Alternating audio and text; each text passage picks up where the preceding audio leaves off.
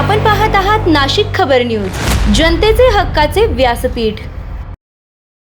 राज्यातील महत्त्वाकांक्षी योजनांवरून आता राजकारण चांगलेच तापले आहे। राष्ट्रवादी काँग्रेस शरद पवार गटाचे आमदार जयंत पाटील यांनी लाडकी बहीण योजना आणि जलजीवन मिशन योजनेवर टीका करत सरकारच्या आर्थिक नियोजनावर गंभीर प्रश्न उपस्थित केले आहेत।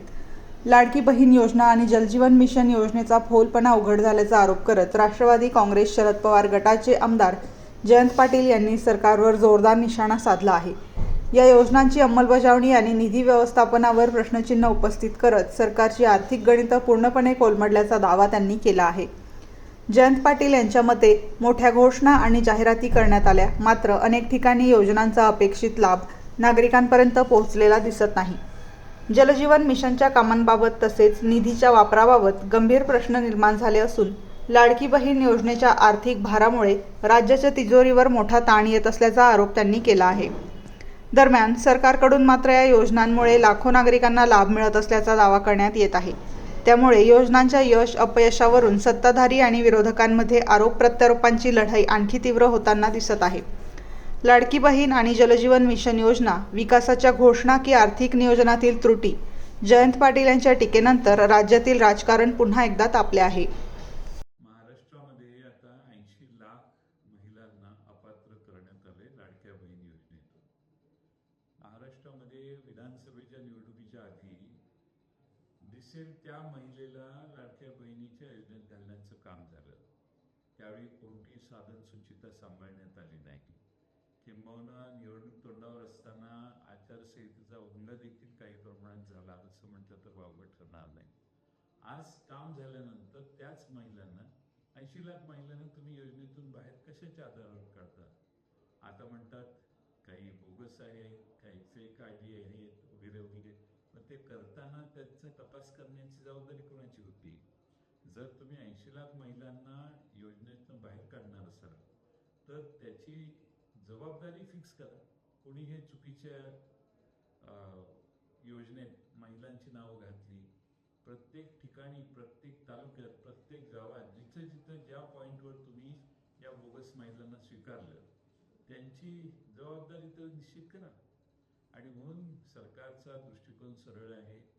सरकारकडे पैसे नाहीत, सरकारला 80 लाखच नाही, अजून एक 50-60 लाख महिलांना कमी करायचे आणि हा आकडा 50% आणायचा आणि महिलांना लाडक्या बहिणीसाठी पैसे देण्यासाठी या सरकारकडे पैसे दिसत नाहीत। दुसऱ्या बाजूने जलजीवन मिशन महाराष्ट्रातलं पूर्णपणे थांबलेलं आहे।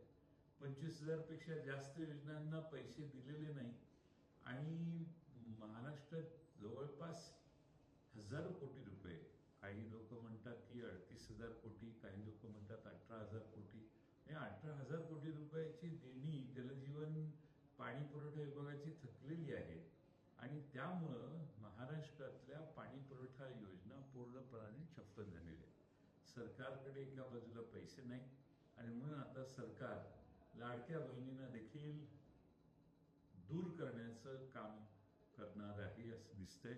80 लाख महिलांना बाजूला केलंय, अजून एक 50-60 लाख महिलांना बाजूला हे सरकार पुढच्या 6 महिन्यात, वर्षभरात करेल आणि महाराष्ट्रातल्या अतिशय ज्यांना ह्या योजनेची गरज आहे अशा महिलांची नावं याच्यातून बाहेर होत आहेत आणि त्यामुळं महाराष्ट्रातल्या या लाडक्या बहीण योजनेचा पूर्णपणानं बोऱ्या वाजवण्याचं काम सध्याचं सरकार करतंय।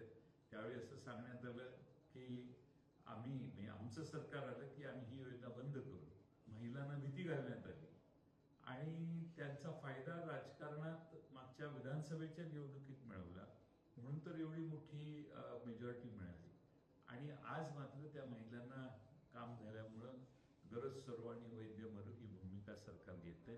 याचा आम्ही निषेध करतो आणि मला खात्री आहे की महाराष्ट्रात ज्या ज्या महिलांना या योजनेतनं बाहेर ढकलण्याचं काम झालं त्या महिला भविष्यकाळात संघटित होतील आणि या सरकारला